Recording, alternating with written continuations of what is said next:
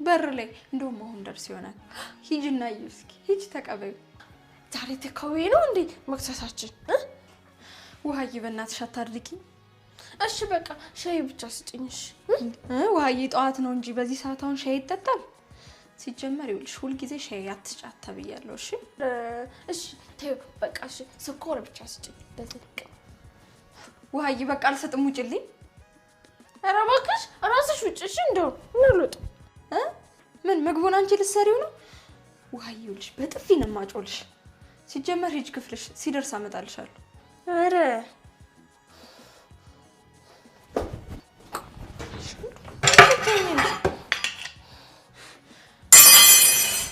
ያሽ ምን ላድርገው እንደባደባ ተደባደቢ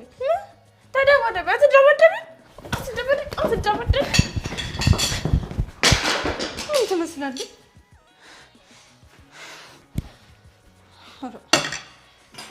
ቆይ ትመጫታለሽ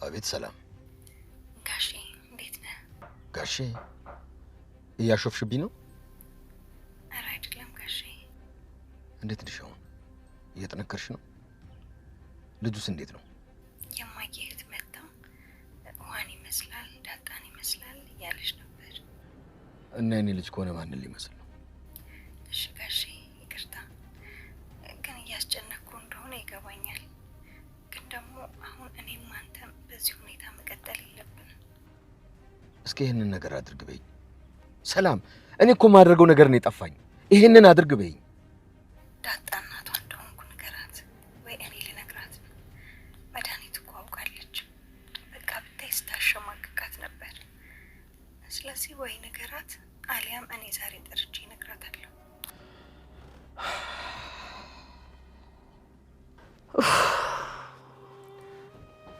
እማዬ በቃ በእናትሽ ተረጋጊ በቃ እማዬ ተረጋጊ እንዴት ብዬ ልረጋጋ እንዴት አንድ ዘራፊ ቤት ውስጥ ገብቶ የሷን ዕቃ ብቻ ዘርፎ ይወጣል ቆሻው ምን ብዬ ነው ምነግራት እማዬ በቃ አትጨነቂ ተያት በቃ እማዬ ለምን እንደምትጨነቂው ደሞ እኮ ስደውልልህ ህልም አይቻለሁ እንዳልዘረፍ ምናምን አላለችኝ ምን አዎ መዲ ከልጅነቷ ጀምሮ የሆነ ነገር ሲፈጠር በእርማ የምታየው ጉዳላት በሙሉ ጌጣጌጦቿ እኮ ተዘርፏል አሁን ቆይ በየትኛው አይኔ ነው ማያት እንዴት ብዬ ነው ምነግራት ኤቢ እኔ ግን እማዬ እርግጠኛ ነኝ እሷ ራሷ የላከቻቸው ዘራፊዎች እርግጠኛ ነኝ ኤቢ ባክሽን እማዬ እውነቴን ነው አባዬ ራሱ እኮ እንዳትነግራት ብሎ ነበር ግን በቃ ሲሽ በጣም እየተጨነቅሽ ነው እማዬ እና ደግሞ ሰምቻቸዋለሁ እማዬ እንደዚህ የምታደርገው አውቃ ነው እና ዘራፊዎቹ ደግሞ የሆነ ወረቀት ጥለው ወጥተው ነበር አባዬ አይቶት በጣም ተናደረ እማዬ ኤቢ ምንድን ነው የምታወሪው መዲናት በገዛ ቤት ውስጥ ዘራፊ ልካ የገዛ እቃውን የምታስወስድ እማዬ እርግጠኛ ነኝ ሰምቻቸዋለሁ በጆሮ ሰምቻቸዋለሁ እማዬ ሲያወሩ እና ደግሞ ወረቀቱን አስቀምጠው ሲባባሉ ጌጣጌጡ ደግሞ ፌክ እንደሆነና እንደሚመልሱላት ሲያወሩ ሰምቻለሁ እማዬ እርግጠኛ ነኝ እርግጠኛ ነሽ በኋላ ዋንዳ እንጣል እማዬ መኝኝ ተዘረፍኩ ያልኩሽ እኮ ለዚህ ነው እሷ ደግሞ እርግጠኛ ነኝ ዘራፊዎች ቤት እንደሚመጡ ታውቅ ነበር እማዬ ቴቢ በፍጹም ይሄን አታደርግ ጨክና መድኃኒት በኔ ላይ እንደዚህ አታደርግ እማዬ እርግጠኛ ነኝ ቆይ ለምንድን ነው የማታምኚኝ በርተንኳኳ ብልጣሽ ማለት ተረጋጊ እማዬ በፍጹም አልቃት ተረጋጊ እማዬ ቆይ ተረጋጊ ልቀቂ ተረጋጊ እማዬ በርግጥ እውነቱን ልነግራችሁ ደግሞ ግድ ይላል ሂሳብ ሰይፍና ፍቅርን ምን አገናኛችሁ ብላችሁኝ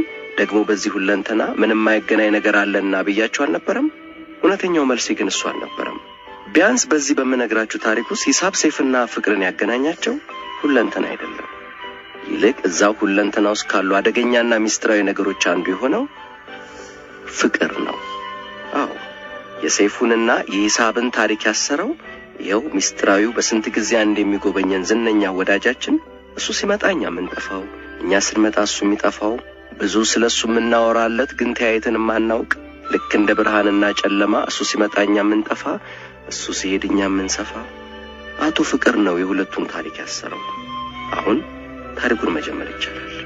ሂሳብ፣ ሰይፍና ፍቅር። ልብ አድርጉ፣ ይህን ቅደም ተከተል ማዛባት አይቻልም። አለበለዚያ ጦርነት ይቀሰቀሳል። ከሶስቱ አንዱ ሂሳብ እንደሆነ አትዘንጉ።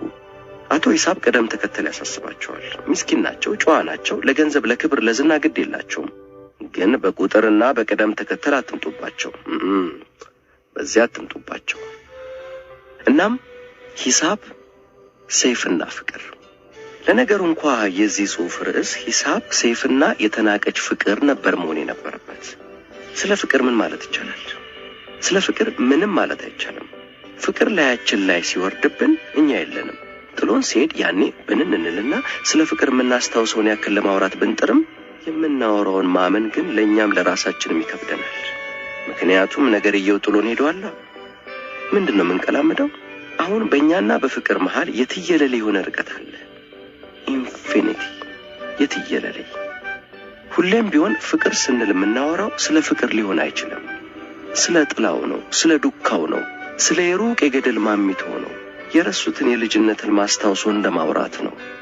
እንደዚያ ነው።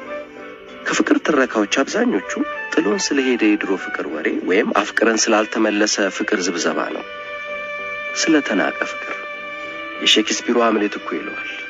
መሆን ወይ አለመሆን እዚህ ላይ ነው ችግሩ ይለናል ሃምሌት ጸጋዬ ተርጉሞ እንዳስነበበን። ኑሮ የሚሉት ጥንቅ እንቅልፍ ላይ ነው ድንበሩ። የጊዜን ግልምጫ አለንጋ ለምን ይዘልቋል ተገርፎ? ያጥቂን ጥቃት ተሸክሞ በትዕቢተኛ ተዘልፎ በዳኝነት እጦትና በቀጠሮ ተለማምጦ በተናቀች ፍቅር ቁርጠት በህልውና አምጦ በስጋ ግብር ተዋርዶ በአንደበት እልፊት ተዘልፎ በደጅ ጥናት ወግና በመተያ ተገፎ በአስተሳሰብ ተቆልፎ የጊዜን ግልምጫ አለንጋ ለምን ይዘልቋል ተገርፎ? የተናቀች ፍቅር ቁርጠት አለ ሼክስፒር። ለነገሩ ፍቅር የምር ፍቅር ከሆነ ማንም ሊንቀው አይችልም። ፍቅር ንጉስ ነው። ማን ነው ፍቅርን ሊንቅ የሚችለው? ሲጀመር ክብርን መችሻና ነው ማንስ የሚንቀው? ድሮ ያነበብኳት መቼም የማልረሳት አንዲት ጥቅስ እንዴት ትላለች? ፍቅር የጎዳን የሚመስለን ከንቱነታችን ሲደማ ነው። ትክክል። እናም አሁን በማውጋችሁ ሁለት ታሪኮች ውስጥ ያሉት ፍቅሮች ያልተመለሱ ፍቅሮች ናቸው። በእነሱ ሳቢያ የሆነውን ነው የማውጋችሁ። ስለ ተናቀች ፍቅር ቁርጠትና እሱንም ተከትሎ ስለሆነው ነገር እንጂ ስለ ፍቅር አይደለም ማለት ይቻላል። እንጂ ፍቅር ተመለሰ አልተመለሰ አይባልማ። ፍቅር ሰጥቶ ዞር ብሎ ያይማ። ያልተመለሰ የሚባል ፍቅር ሊኖር አይችልም። እንዲህ የሚባል ነገር አይኖርም። it is a contradiction in terms። የተናቀ የሚባል ፍቅር የለም። ከተናቀ ፍቅር አይደለም ማለት ነው። ሲጀመር ክብርን ያሰበ ፍቅር ምኑን? አሁን ወደ ታሪኩ።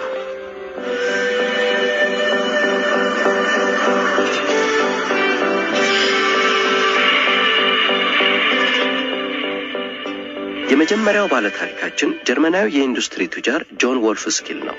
ወልፍስኪል ሂሳብ ይሞካከራል። ማለቴ ፈረንጆቹ አማተር ማትማቲሻን፣ አማተር የሂሳብ ሰው የሚሉት አይነት። እናም ደግሞ እንደማንኛውም ሰው ፍቅር ግን ጉድ ሰራው ወልፍስኪልን። ያፈቀራት ልጅ ዞር ብላም ልታየው ፍቃደኛ አልሆነችም። ኦህ ያማል። ግን ምን ይታወቃል፣ እሷን ፈርዶባት ባንዱ ፍቅር ልቧ ነው ልሎም ይሆናል እኮ ማን ያውቃል። ባልተመለሰ ፍቅር በተናቀች ፍቅር ቁርጠት የተያዘ ወልፍስኪል ህመሙ ሲብስበት አናቱን በጥይት ነድሎ ሊገላገል ቆረጠ። ሃምሌትም እኮ ብሏል፣ ወደ እንቅልፍ አለማመልጦ ከዚህ ጣጣ ለመገንጠል በገዛ እጅ ባንዲት ጩቤ ሲቻለል ለመገላገል። ወልፍስኪል ግን ሽጉጥ መረጠ። አዎ ይሻላል። ሼክስፒርም ጩቤ ያለው በሱ ዘመን ሽጉጥ ስላልነበረ ይሆን? ምን እንዳይመጣ እሷ ናቶ ከሚኖርማ መሞት በስንት ጣዕሙ አለና ወልፍስኪላችን ራሱን የሚያጠፋበትን ቀንና ሰዓት ቆረጠ። ዝም ብሎ ራስን ማጥፋትማ እንዴት ይሆናል? ሰውየው እኮ ሀብታም ነው፣ ስንት ጉዳዮች አሉበት። ስለዚህም ጉዳዮቹን ቦታ አስይዞ ራሱን ሊያጠፋ የሂሳብ ሰውም አይደል ቀንና ሰዓቱን ቆረጠ። ራሱን ሊገድል ባሰበበት ቀን ደግሞ ጉዳዮቹ ካሰበው ሰዓት ቀድሞ ስላለቁ፣ ልብ አድርጉ ሀገሩ ጀርመን ነው፣ ሁሉ ነገር በሰዓት ነው። ከተባለው ሰዓት ውልፍት የለም። የወልፍስኪል ጉዳይ ደግሞ ጭራሽ ከሰዓቱ ቀድሞ አለቀ። ጭንቅላቱን በጥይት የሚነድልበት ሰዓት እስኪደርስ ወደ ላይብረሪ ጎራ ብሎ ፌርማትስ ላስት ቴረም፣ የፌርማት የመጨረሻዋ ቴረም የምትሰኘዋን የሂሳብ እንቆቅልሽ መስራት ጀመረ። እናም እንቆቅልሿን በመፍታት ተጠምዶ እንደው ሞት ይርሳንና ራሱን ማጥፋቱን እርስታ ያደርገው መሰላችሁ ወይስ ሞት ይርሳን? የፌርማትስ ላስት ቴረምን እንቆቅልሽ በመፍታት ለሰዓታት ተመስጦ ሲነቃ ራሱን የሚገድልበት ሰዓት አልፏል። እናም ደግሞ የሆነ ደስ የሚል ስሜት እየተሰማው ነው።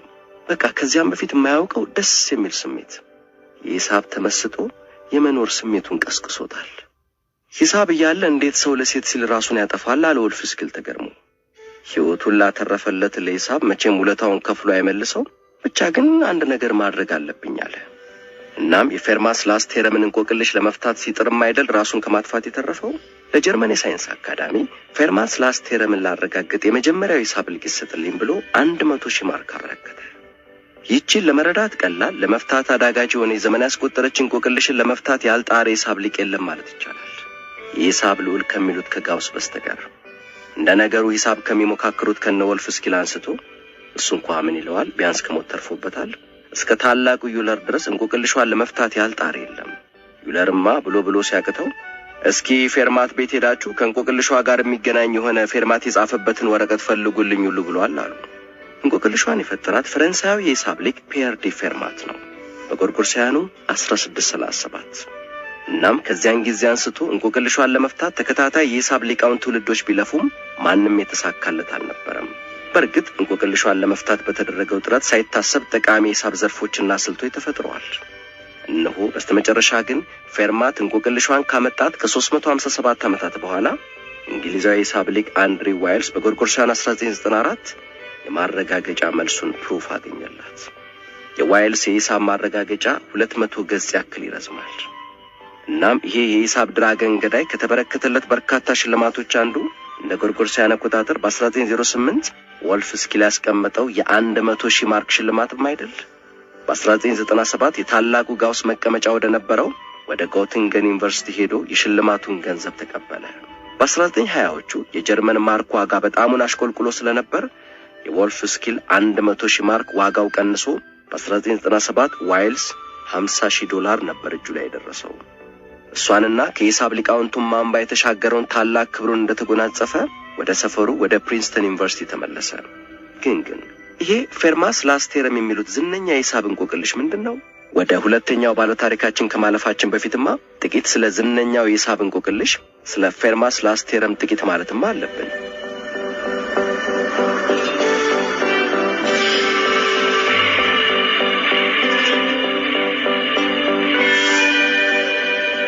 የፌርማት የመጨረሻዋን ቴረም ፌርማት ላስት ቴረም በጨረፍ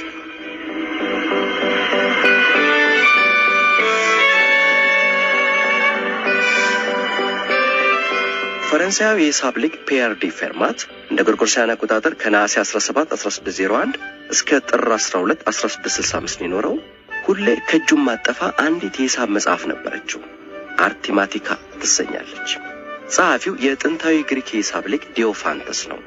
ፌርማት እዚህ መጽሐፍ ውስጥ ባየው ሂሳባዊ ዕውቀት ላይ ተመርኩዞ አንድ ሂሳባዊ አረፍተ ነገር ቴረም ብልጭ አለለት። ብልጭ ያለለትን ቴረም እዚያው የመጽሐፉ ገጽ ጠርዝ ላይ አስፍሮ ከስሩ እንዲህ ሲል ጻፈ።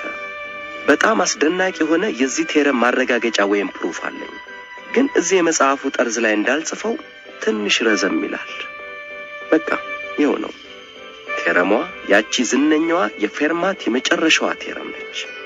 ከ350 ዓመታት በላይ የዓለማችን ታላላቅ የሂሳብ ሊቃውንት ትክክል መሆኗንም ሆነ አለመሆኗን ማረጋገጥ ተስኗቸው ቆይተዋል። ቴረሟን መረዳት በጣም ቀላል ስለሆነ ያልሞከራት የለም ማለት ይቻላል። ጋውስ ሞክሯት ስትከብደው ተዋት የሚለዋል። እንደውም አንድ ወቅት ላይ ገንዘብ ቸግሮት ለነበረው ጋውስ ጓደኛው እንቆቅልሿን ለሚፈታ የፈረንሳይ ሳይንስ አካዳሚ የመደበውን ገንዘብ ነግሮት እስቲ ሞክራት ብሎት ነበር። ጋውስ ቴረሟን መሰጠችው። ትክክል መሆኗ ቢረጋገጥም ሆነ ስህተት እንደሆነች ቢታወቅ ከሂሳብ አንፃር ይህን ያክል ዋጋ ያላት ቴረም አይደለችም። ከፈለኩ እኔ አሁኑኑ ትክክል ይሆኑ አይሆኑ ማረጋገጥ የማይቻል 10 መሰል ቴረሞች ልጽፍላችሁ እችላለሁ አለው ለጓደኛው። መቼም ትቢት እኮ እሱ ጋር ነች። በነገራችን ላይ ጋውስ በጣም ትምክተኛና ለሌሎች ስሜት የማይጨነቅ ነው ይሉታል። እሱ ደግሞ የሂሳብ ንጉስ ነው፣ ጳጳስ ነው። የዘመኑ ምርጥ ወጣት የሂሳብ ሊቃውንት ሁሉ ግኝቶቻቸውን እንዲያይላቸው አስተያየት እንዲሰጣቸው ከተቻለም እንዲያው ቢያደንቀን በሚል ግኝቶቻቸውን ይልኩለት ነበር።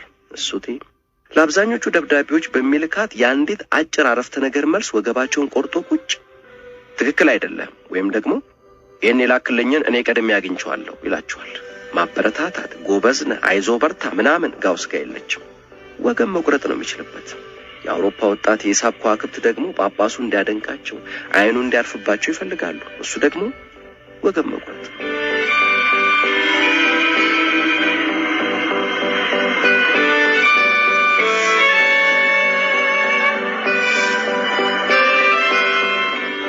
የቴረሟን እንቆቅልሽ ለመፍታት በተደረገው ግብግብ በ19ኛው ክፍለ ዘመን አልጀብሪክ ነምበር ቲዮሪ ወይም አልጀብሪክ የቁጥር ንድፈ ሐሳብ የሚባል የሂሳብ ዘርፍ ተፈጠረ።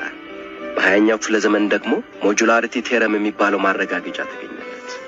አንድሪው ዋይልስ እንቆቅልሿን እስኪፈታው ድረስ የፌርማት የመጨረሻዋ ቴረም ከስሙ እንደምንረዳው ሰውየው ሌሎች ቴረሞችም አሉት እጅግ አዳጋች የሂሳብ እንቆቅልሽ በሚል በጊነስ ያስደናቂ ነገሮች መጽሐፍ ውስጥ ሁሉ ተመዝግባ ነበር። ከዛ አንድሪው ዋይልስ መጣ። እንቆቅልሿን የሚያውቃት የ10 ዓመት ልጅ ሳለ ባነበበው መሳጭ ስለ ሂሳብ ሊቃውንት በተጻፈ መጽሐፍ ውስጥ ነበር። እናም ተያዘ። እንቆቅልሿ ለከፈችው። ቀላል ስለሆነች ደግሞ የ10 ዓመት ልጅ የሚረዳት ነች። መቼም አልተዋትም፣ እሰራታለሁ አለ። በወጣትነቱ እንቆቅልሿን ለመፍታት ሞክሯል። አልቻላትም። ተወት አደረጋትና ፊቱን ወደ ሌላ ወደሚቻል ሂሳብ አዞረ። ዶክትሬቱን በኢሊፕቲክ ከርቭስ የውስብስብ ሞላላ ክቦች ሂሳብ ላይ ሰራ። እንቆቅልሿን አልረሳትም። እንዴት ይረሳል? ግን ደግሞ እንቆቅልሿን ለመፍታት ምንም አይነት መፈናፈኛ ሂሳባዊ መላ ስላላገኘ ከአይምሮ ጀርባው አስቀምጧት የረሳት መሰለ። እንደ ጎርጎሮሳውያን አቆጣጠር በ1986 ኬን ሪቤት የተባለ ሂሳብ ሊቅ አንድ አስደናቂ የሆነ ግኝቱን ይፋ አደረገ። ግኝቱ ለ30 ዓመታት ያክል ማረጋገጫ ያልተገኘለት የታኒያማ ሺሙራ ኮንጀክቸር የሚባለው ሂሳባዊ አረፍተ ነገር ከ350 ዓመታት በላይ መፍትሄ ከታጣለት ከየፌርማት የመጨረሻዋ ቴረም ጋር አንድ አይነት ነው ይላል። ይሄ ቀላል ግኝት አይደለም። ይሄ ማለት እኮ የፌርማት የመጨረሻዋን ቴረም እንቆቅልሽ ለመፍታት በቀጥታ ከመጋፈጥ ይልቅ በአንጻሩ ቀለል እንደሚል የሚገመተውን ይህን ለ30 ዓመታት ሳይፈታ የቆየ እንቆቅልሽ መፋለም ሳይሻል አይቀርም ማለት ነው። ይሄ የታኒያማ ሺሙራ ኮንጀክቸር የሚባለው እንቆቅልሽ ማረጋገጫ ከተገኘለት በተዘዋዋሪ መንገድ የፌርማት የመጨረሻ ቴረም መልስ ተገኘለት ማለት ነው። ይሄ ቀላል ዜና አይደለም፣ በተለይ ለዋይልስ። ምክንያቱም ዋይልስ የፌርማት የመጨረሻዋን ቴረም ለመፍታት ይፈልጋል። የልጅነት ህልሙ ነው። እንቆቅልሿ ደግሞ ከታኒያማ ሺሙራ ኮንጀክቸር ጋር አንድ አይነት ናት ተብሏል። ለዚህ ለኬን ሪቤት ለሚሉት የሂሳብ ሊቅ ምስጋና ይግባውና እሱ ነው ይሄን የነገረን። የታኒያማ ሺሙራ ኮንጀክቸር ደግሞ ስለምንድን ነው የሚያወራው? ስለ ኢሊፕቲክ ከርቭስ ወይም ስለ ውስብስብ የሞላላ ክቦች ሂሳብ። አንድሪው ዋይልስ ደግሞ ፒኤችዲውን የሰራው በኢሊፕቲክ ከርቮች ላይ። ስለ ውስብስብ የሞላላ ክቦች ሂሳብ ከፒኤችዲ ጥናቱ በደንብ የሚያውቀው ዋይልስ ለማንም ምንም ሳይናገር ለቀጣይ 8 ዓመታት አድፍጦ ከታኒያማ ሺሙራ ኮንጀክቸር ጋር መፋለሙ ቀጠለ።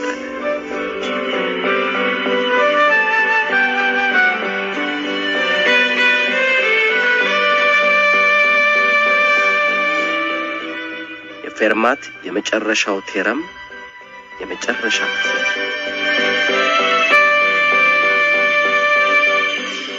በመጀመሪያዎቹ ጥቂት ዓመታት ምንም አይነት ውድድር አልነበረብኝም ሲል ያስታውሳል ዋይልስ። ምክንያቱም ማንም እኔንም ጨምሮ ከየት እንደምንጀምር አናውቅም ነበር። ቀስ በቀስ ግን ብርሃን ይታየው ጀመር።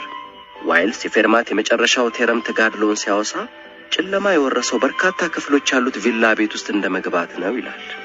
ለወራት ለዓመታት አንዱ ክፍል ውስጥ ገብተህ በጨለማ ትደናበራለህ። ክፍል ውስጥ ካለው ዕቃ ጋር ትጋጫለህ። ቀስ በቀስ ግን በጨለማ ውስጥ ዕቃዎቹ የት እንዳሉ ማወቅ ስትችል ቀስ ብለህ ሄደህ ማብሪያና ማጥፊያውን አግኝተህ ስታበራው ክፍሉ በብርሃን ይጥለቀለቃል። ቀጣዩ ክፍል ትገባና ደግሞ አሁንም ተደናብረ ማብሪያና ማጥፊያውን አግኝተህ ታበራለህ። እንዲህ ያለ እንደ ጎርጎሮሳውያን አቆጣጠር በ1993 መላው ቪላ ብርሃን በብርሃን ሆነ። ዋይልስ በእነዚህ ሁሉ ዓመታት ውስጥ ስለሚሰራው ነገር ለማንም አልተናገረም። ለሌሎች ቢናገር የማይቻል ነገር ሞከርክ ብለው እንዳያሾፉበት ወይም እሱ ከደረሰበት ላይ ተነስተው ባለቀ ሰዓት እንዳይቀድሙት ፈርቷል ይነናል በጉዳዩ ላይ ጻፈው ፖል ሆፍማን።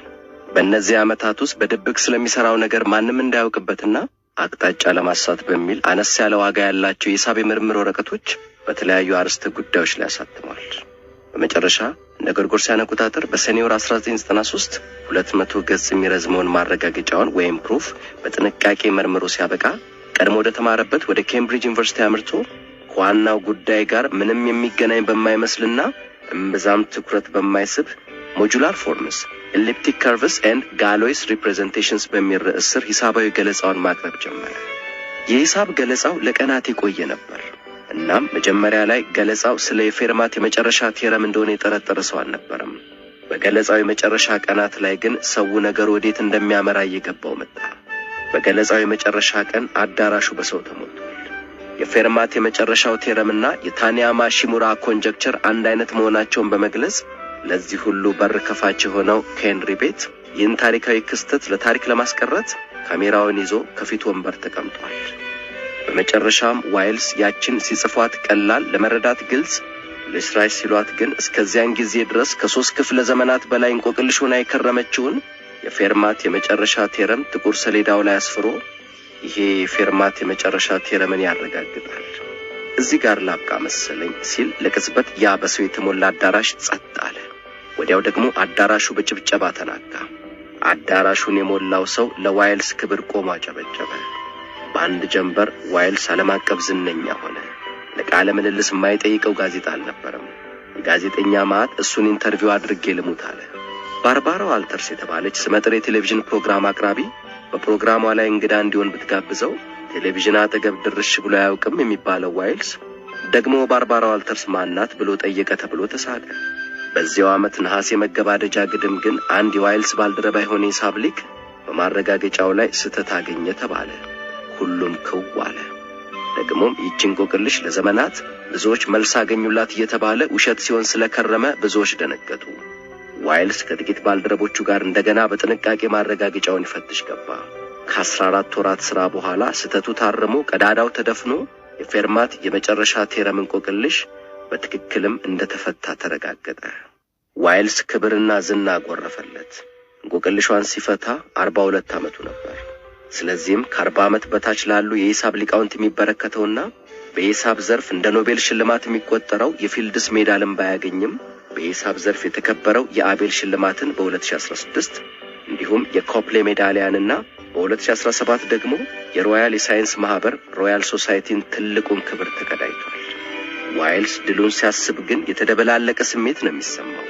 በአንድ በኩል ብዙዎችን ለክፍለ ዘመናት የፈተነውን እንቆቅልሽ በመፍታቱ የዓመታት ህልሙን በማሳካቱ ደስታ ቢሰማውም አንዳች ሸክም ከጀርባው ላይ ተነሳለት ያክል ቢቀለውም፣ በሌላ በኩል ደግሞ የአብሮት የኖረው እንቆቅልሽ አሁን አለመኖሩ አንዳች የመለየት ስሜት አሳድሮበታል። አንዳች ሐዘንና ብቸኝነት በጥቂት ኧረ ለመሆኑ ይላል አብዛኛው የዚህችን ዝነኛ ቴረም ታሪክ የሰማ ሁሉ። ለመሆኑ ዋይልስ አሁን ያገኘው የ200 ገጽ ማረጋገጫ መቼም ያኔ ከ360 ዓመታት በፊት ፌርማት አገኘሁት ያለው አይነት አይሆን በሽታ ይዳርጋል በሚል በፈረንሳይ ምድር እንዳይመረት አገደ። ከሁሉም የግብርና ምርቶች ላይ ቀረጥ የምትሰበስበው ቤተ ክህነትን ብትሆን በዚህ እጅጉን ርካሽ በሆነው ድንች እምብዛም አልተመሰጠችም ነው የሚባለው። ፈረንሳውያን ካህናትም ይህ ስሙ እንኳ በመጽሐፍ ቅዱስ ያልተጠቀሰ ምንነቱም የማይታወቅ ከአሜሪካ የመጣ ድንች የሚሉት ነገር አንዳች ክፉና አደገኛ ነገር ሳይኖረው አይቀርም፣ ሰይጣን አዳምና ሔዋንን አስቶ አብልቶ ከገነት ለመባረር ምክንያት የሆነው የእውቀት ዛፍ ፍሬ ቢሆንስ ሲሉ ድንችን ምዕመናን እንዳይመገቡ ገዘቱ። በድንች ዙሪያ በእንግሊዝ የነበረው አመለካከትም በፈረንሳይ ከነበረው እምብዛም የተለየ አልነበረም።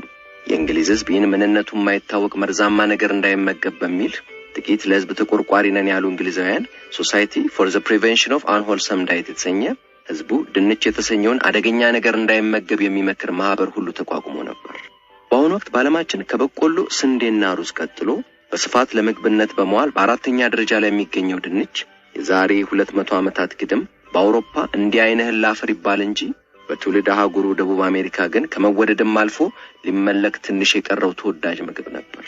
ከክርስቶስ ልደት በፊት ከ750 ዓመት ዓለም አንስቶ ድንችን በመትከል ለሚታወቁት በፔሩ በኢኳዶርና ሰሜናዊ ቺሊ ለሚገኙ ኢንካውያን ድንች ዋነኛ ምግባቸው ከመሆንም አልፎ ሁሉ ነገራቸው ነበር ማለት ይቻላል። ሰው ቢታመም ለፈውስ ዕጣ ፈንታን ለማወቅ ጠጠር ሳይሆን ድንች ጥለው ነበር ኢንካውያን የአማልክቱን ዕቅድ የሚረዱት። በአንዳች ምክንያት የድንቹ አዝመራ ምርቱ ከነጠፈም የድንች አማልክቱ ቢቆጡን ነው በሚል አማልክቱን ለማስደሰት የተወሰኑ ዕድለቢስ ኢንካውያን ጆሮ ይቆረጥ፣ አፍንጫ ይፎነን ነበር።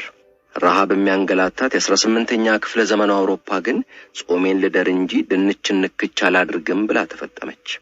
እርግጥ ነው በአንዳንድ የአውሮፓ ሀገራት የሚገኙ ረሃብ የበረታባቸው ገጠሪዎች ይህን መርዛማ ነው ተብሎ የተፈራ ነገር ተመግበው ችግር እንደሌለበት ካረጋገጡ ሰነባብተዋል። ለከብቶቻቸው መኖ ያደረጉትም በርካቶች ናቸው። እንደ ፈረንሳይ ባሉ የወቅቱ የአውሮፓ ስልጡን ሀገራት ውስጥ ያሉ ዜጎች ግን ተደጋግሞ በሚመጣው ረሃብ ቢረግፉም የጊዜው የሥነ ምግብ ጠበብት መፍትሄው ድንች ነው ቢሉም ከድንች ጋር ሊታረቁ አልቻሉም። በዚህ ወቅት ነው ታዲያ እንደ ጎርጎሮሳውያን አቆጣጠር ከ1754 እስከ 1763 ፈረንሳይ ከፕራሺያ ጋር ባደረገችው ጦርነት ላይ ተማርኮ በፕራሺያ እስር ቤት ውስጥ የከረመው ፈረንሳዊ ኬሚስት አንቶን ፓርሜንቲየር ወደ ሀገሩ ፈረንሳይ ተመለሰው። ፓርሜንቲየር በስር ዘመኑ አሳሪዎቹ የሚያቀርቡለትን የላቆጠ ድንች ሲበላ ከርሟል። አሳሪዎቹ ባይገላ አይጠቅምም በሚል የሚያበሉትን ይህን ድንች የሚሉት ነገር ፓርሜንቲየር እጅጉን የወደደው ኃይል ሰጪ መሆኑን ተገንዝቧል። ጣዕሙንም ወዶታል። ስለሚቀርብለት ምግብ አንዳችም ቅሬታ ሳያሰማ ድንቹን ሲልፍ የከረመው የፈረንሳዊ ኬሚስት ነፃነቱን አግኝቶ ወደ ሀገሩ ሲገባ ይህን የሀገሩ የፈረንሳይ ሰዎች የተጸየፉትን ምግብ ጠቃሚነት ማስተዋወቅ የህይወት ግቡ አድርጎ ወሰደው። ይህ ግብ ግን እንዲህ በቀላሉ የሚከወን አይነት አልነበረም። የፓሪሱ ፓርላማ የስጋ ደዌ አምጪ ነው ሲል የፈረጀው ምስኪኑ ድንች የፈረንሳይን አፈር እንዳይረግጥ እግር ተጥሎበታል። ቀሳውስቱም የሰይጣን ፍሬ ሲሉ አውግዘውታል። ታዲያ ህዝቡ ቤት በኩል ነው በአንድ ወቅት የጦር ምርኮኛ የነበረ ኬሚስትን ምክር ሰምቶ ድንች የሚበላ? ጉዳዩ ፈታኝ ቢሆንም ኬሚስቱ ፓርሜንቲየርም በቀላሉ ተስፋ የሚቆርጥ ሰው አልነበረም። በጥናት የተደገፈ መረጃ በድንች ዙሪያ ያለውን የተሳሳተ አመለካከት ሊለውጥ ይችላል በሚል ፓርሜንቲየር በድንች ላይ የሚያካሂደውን ምርምር አጧጧፈ። የቤዛንከን አካዳሚ በረሃብ ወቅት ጥቅም ላይ ሊውል የሚችል የምግብ አይነት ጠቁሙ በሚል ለተመራማሪዎች ባወጣው ውድድር ላይም የድንችን ጠቃሚነት የሚያስረዳ የምርምር ወረቀቱን አቀረበ። የፓርሜንቲየር የምርምር ውጤት አሳማኝ ቢሆንም የምርምር ውጤቱ አንዳችም ፋይዳ ሳይኖረው ቀረ።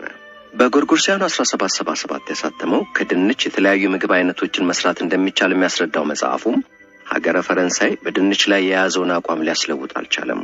የእስካሁን ጥረቱ ያልተሳካለት ፓርሜንቲየር ንጉሱና ባለሟሎቹ የሚያደርጉትን ሁሉ ሌላውን ህዝብ ስለሚኮርጅ ምናልባትም ንጉሱን ጨምሮ የላይኛውን ማህበረሰብ አባላት የድንችን ጥቅም ቢያሳምን ተራው ህዝብም ይህንኑ ተከትሎ ሐሳቡን ሊቀይር ይችላል በሚል እሳቤ ወደ ቤተ መንግስት አቀና። በረሃብ የሚረክፈው ህዝባቸው ጉዳይ የሚያሳስባቸው የወቅቱ የፈረንሳይ ንጉስ ሉዊ 16ኛም የፓርሜንቲየርን ሐሳብ ያለማቅማማት ተቀብለው ሊረዱት ተነሱ። ንጉሱ ለፓርሜንቲየር ምርምሩን ለማካሄድ እንዲረዳው በሚል መሬት ሰጡት። ፓርሜንቲየርም በተሰጠው መሬት ላይ ድንቹን እየዘራ ለንጉሱ ባለሟሎችና ለወቅቱ ታዋቂ ሰዎች በሚያዘጋጀው ግብዣ ላይ በልዩ ሁኔታ የሚያዘጋጃቸውን ከድንች የተሰሩ ምግቦች ያቀርብ ጀመር። ፓርሜንቲየር በዚህ ብቻ የሚያቆም አልሆነም። እንደ ጎርጎሮሳውያን አቆጣጠር በ1786 አንዲት ዕለት ለንጉሱና ለንግስቲቱ በጥንቃቄ ተቆርጦ የተዘጋጀ የድንች አበባ በስጦታ መልክ አቀረበ። ንጉሱ ከተበረከተላቸው የድንች አበባ አንድ አንስተው የክብር ልብሳቸው ላይ ሻጥ ሲያደርጉት ንግስት አንቶኔትም አንዱን የድንች አበባ አንስታ ባርኔጣዋ ላይ ሰካች። አፍታም ሳይፈጅበት ይሄ በድንች አበባ የማጌጥ ፋሽን የፈረንሳይ ንጉሳዊ ቤተሰቦች መኳንንትና መሳፍንቱን ሁሉ አዳረሰ። ድንች መብላት ግን በድንች አበባ እንደማጌጥ ያክል ቀላል ሆኖ አልተገኘም። በመሆኑም ይሄ በድንች አበባ የማጌጥ ፋሽን ህዝቡ ድንችን እንዲመገብ ተጽዕኖ ለማሳረፍ ሳይችል ቀረ። ይህኔ ነው ታዲያ በፈረንሳይ ብሎም በአውሮፓ የድንችን ታሪክ ለመለወጥ የበቃ አንድ አስደናቂ ሐሳብ ብልጭ አለው። አንዳንዶች የሐሳቡ አመንጪ ፓርሜንቲየር ነው ሲሉ፣ ሌሎች ደግሞ ንጉስ ሉዊ 16ኛ ናቸው ይላሉ። የሆነ ሆኖ ይሄ በጥንቃቄ የተከወነ የማታለያ ዘዴ ረሃብ የሚያንገላታው ሰፊው የፈረንሳይ ገጠሬ ድንችን እንዲበላ ለማድረግ በቃ። ጉዳዩ እንዲህ ነው። የፈረንሳይ ነገስታት ዋነኛ የሀብት ምንጭ አብዛኛው ህዝብ ክፉኛ የሚያማርርበትና ለፈረንሳይ አብዮት መቀስቀስም እንደሆነኛ ምክንያት የሚነሳው የጨው ታክስ ጉዳይ ነው። የጨው ታክስ ሰብሳቢዎችም በህዝቡ ዘንድ እጅጉን የሚጠሉ ነበሩ። ለዛን ዘመን የፈረንሳይ ነገስታት ጨው የሚወጣባቸው ሁዳዶች ማለት ልክ የዘመናችን የነዳጅ ጉድጓዶች እንደማለት ነው። ነገስታቱ የጨው ማውጫ መሬቶችንና ጨው የሚጓጓዝባቸውን ሰረገላዎች በወታደሮች በጥብቅ ነበር የሚያስጠብቁት።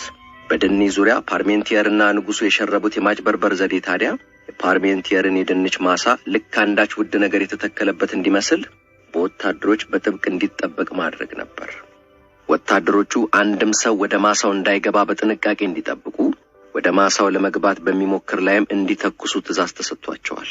በወታደሮቹ እንዲህ በጥብቅ በሚጠበቀው የፓርሜንቲየር ማሳ አጠገብ የሚኖሩ ገጠሪዎች ታዲያ በማሳው ውስጥ ዋጋው ውድ የሆነ ነገር እንዳለ ደመደሙ። ጥሩነቱ ደግሞ ወታደሮቹ ቀን ቀን ይጠብቁ እንጂ ማታ ማታ ማሳውን ጥለው ይሄዳሉ። በንጉሱና በፓርሜንቲየር በተሰጣቸው ትእዛዝ መሰረት ቀን የጠበቁትን የድንች ማሳ ወታደሮቹ ሌሊቱን ጥለውት ሲሄዱ በማሳ ውስጥ ያለውን ውድ ነገር ለመስረቅ ያሰፈሰፉ የአካባቢው ነዋሪዎች ጨለማን ተገና አድርገው ወደ ማሳው ይገቡ ጀመር። ነዋሪዎቹ እንዲህ በወታደር የሚጠበቀው ይሄ ድንች ተብዬ ነገር ሳናውቅ እንጂ ለካንስ ውድና ጠቃሚ ነገር ነውና በሚል በጓሯቸው የሚተክሉት በማዕዳቸው የሚቋደሱት ምግባቸው እየሆነ መጣ። ቀስ በቀስ የድንች ማሳዎች በመላው ፈረንሳይ እዚህም እዚያም ብቅ ብቅ ማለት ጀመሩ። ፓርሜንቲየር ከንጉስ ሉዊ 16ኛ ጋር በጥምረት በዘየዱት በዚህ ስልት የተስፋፋው ድንች በቀጣይ ዓመታት ሚሊዮኖችን ከረሃብ ታደገ። ንጉስ ሉዊ 16ኛም ፓርሜንቲየር ድንችን ለፈረንሳይ ሕዝብ ለማስተዋወቅ ያደረገውን ጥረት አመስግነው ሀገር ፈረንሳይ የዋልክላትን ውለታ መቼም ማትረሳውም ሲሉ አሞካሹት። የፈረንሳይ አብዮተኞች ግን የንጉሱን ጥረት ከቁብም የቆጠሩት አይመስሉም። አብዮተኞቹ ሉዊ 16ኛን አካልበው ከስልጣን አውርደው ጊሎቲን በሚሰኘው ተወርዋሪ ብረት ቢላ አንገታቸውን ቀሏቸው። የአብዮቱ ስለት ከንጉሳዊ ዙፋን ጋር ቅርርብ የነበራቸውን መኳንንት ከምሁር ሳይለይ የዘመናዊ ኬሚስትሪ ፈጣሪ እንደሆነ የሚነገርለትን አንቷን ላቮይዘር ጭምር ሲቀላ ከንጉሱ ጋር የጠበቀ ግንኙነት የነበረው ፓርሜንቲየር ሕይወቱ ሊተርፍ የቻለው ለዳው ሕዝብ ድንችን ማስተዋወቁ እንደ ውለታ ተቆጥሮለት ነበር። በወቅቱ የደሃ ዳቦ ለመሰኘት የበቃውን ድንችን ለሕዝቡ በማስተዋወቁ ድንችን የመፈልሰፍ ያክል ስመጥር የሆነው ፓርሜንቲየር አብዮተኞቹ የሕዝብ ተቆርቋሪ ነው በሚል ስልጣን ሊሰጡት ሁሉ ከጅለው ስሙ ተጠቁሞ ነበር የሚለው በጉዳዩ ላይ ማራኪ ጽሑፍ የጻፈው ጂኤ ማክፋርለን ኋላ ላይ ግን ምናልባትም አብዮተኞቹ ደግሞ እሱን ሾመን ድንች አብላን እንዴ ተብሎ ሳይሆን አይቀርም የሹመት ሐሳቡ ውድቅ ሆነ ይለናል። ለዘመናት አብዛኛው አውሮፓዊ ተጸይፎት የኖረው ምስኪኑ ድንች በተከተሉት ዓመታት በርካታ ሁነቶችን ለመታዘብ በቅቷል። ሚሊዮኖችን ከረሃብ ማዳኑ ብቻ ሳይሆን በሱሳቢያ አጠቃላዩ የአውሮፓ ሕዝብ ብዛት ባስገራሚ መጠን ሲጨምር ታዝቧል። አውሮፓ ውስጥ ከሁሉም ቀደም ብለው ድንችን እልል ብለው የተቀበሉት አየርላንዳውያንም ሁሉ ነገራችን ሁን ብለው ዋነኛ ምግባቸው አድርገውት ኖሮ አንድ ክፉ የድንች በሽታ ቢመጣ 1 ሚሊዮን የሚሆን አየርላንዳዊ በረሃብ ሲረግፍ ሌላው ሚሊዮን የሚሆነው ደግሞ ረሃብ እየቆላው አትላንቲክን አቋርጦ አሜሪካ ገባ። ክስተቱን የዘርፉ ጠበብት የብዝሃ ሕይወትን አስፈላጊነት ለማስተማሪያነት ሁነኛ ምሳሌ አድርገው ሲጠቅሱት እነሆ ዘመናት ተቆጠሩ። በሺ የሚቆጠር የድንች ዘር ባለበት በትውልድ ሀገሩ ደቡብ አሜሪካ እንዲህ አንድ በሽታ ሁሉንም ድንች ጠራርጎ ሊያጠፋ አይችልም። ተስፋውን ሁሉ አንድ የድንች ዘር ላይ ጣለው አይሪሽ ግን እሷኑ በሽታ ቢቆጋት የሱም ተስፋ መነመነ። ኢትዮጵያችን ከድንች ጋር የተዋወቀችው አውሮፓውያኑ በፍቅሩ ከወደቁ በኋላ እንደ ጎርጎሮሳውያን አቆጣጠር በ1858 ወደ ኢትዮጵያ ጎራ ባለው በጀርመናዊ ዊልሄልም ሺምፐር አማካኝነት እንደሆነ ይጠቀሳል። የኢትዮጵያ ሕዝብ የድንች ነገር ገብቶት በጦቢያ ምድር ድንች በስፋት መተከል የጀመረው ግን ከክፉ ቀን ረሃብ በኋላ መሆኑ ተዘግቧል። በአሁኑ ወቅት በዓለማችን በስፋትና በብዛት ለምግብነት በመዋል በአራተኛ ደረጃ ለሚገኘው ድንችን እንደ ጎርጎሮሳውያን አቆጣጠር በ2008 የተባበሩት መንግስታት ድርጅት ዓመቱን የድንች ዓመት ሲል በመሰየም አንተ ባትኖር አብዛኛው የዓለማችን ሕዝብ ምን ይውጠው ነበር ሲል አሞካሽቶታል። የዚህ ሰበቡ ደግሞ እንደ ጎርጎሮሳውያን አቆጣጠር በ2007-2008 በዓለም አቀፍ ደረጃ ከምግብ ዋጋ መናር ጋር ተያይዞ የተከሰተው የኢኮኖሚ ቀውስ ነበር።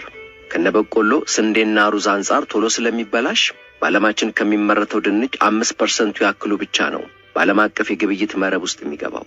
ይህ ማለት ደግሞ ዓለም አቀፉ ኢኮኖሚ በሆነ ባልሆነው ሲዋልል ድንች ግን ያችኑ ርካሽ ዋጋውን እንደያዘ ሌሎች ባመጡት ዳፋ የሚራበውን የየሀገሩን ሰው ሆድ ይሞላል። ለአንድ ምግብ ከዚህ በላይ ጀግንነት ምን አለ ወዳጆቼ? መቼም ይህን የ21ኛውን ክፍለ ዘመን አዲሱን የድንች ገድል ፓርሜንቲየር ቢሰማ እኔም እኮ ነግሬያችሁ ነበር ሳይል ይቀራል ትላላችሁ?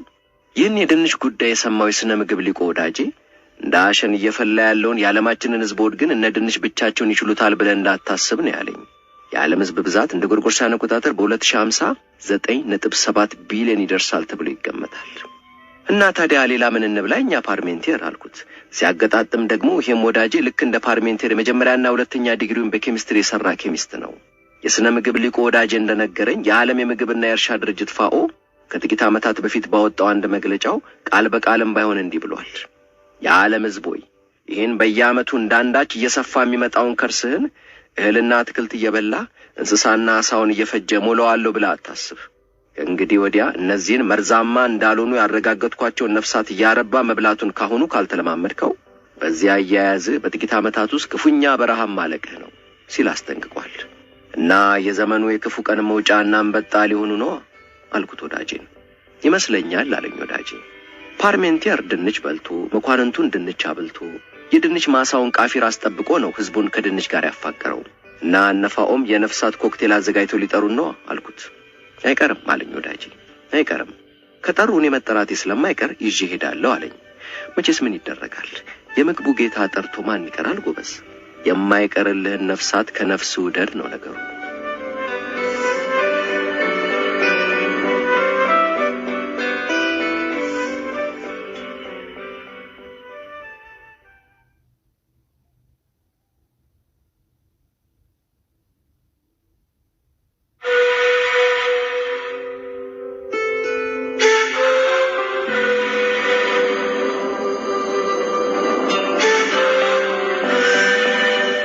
ሂሳብ ሰይፍና ፍቅር።